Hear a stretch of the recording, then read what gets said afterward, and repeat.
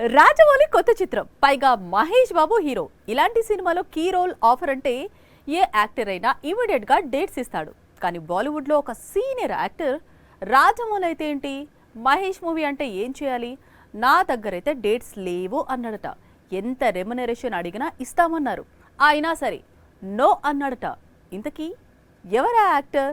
RRR తర్వాత మహేష్ బాబు హీరోగా రాజమౌళి ఒక సినిమాను తీస్తున్నాడు. అయితే ఈ మూవీ గురించి జక్కన్న ఎలాంటి అప్డేటు ఇవ్వడు.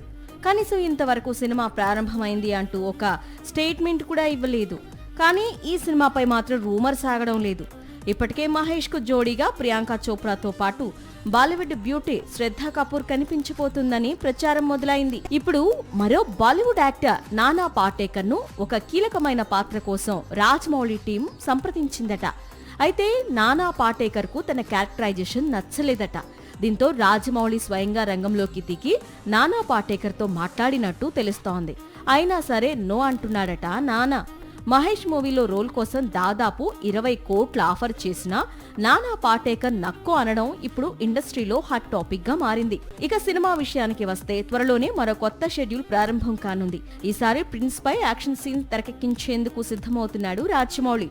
ఇప్పటి వరకు అయితే మహేష్, మాలీవుడ్ యాక్టర్ పృథ్వీరాజ్, ప్రియాంక చోప్రా ఖరారయ్యారు.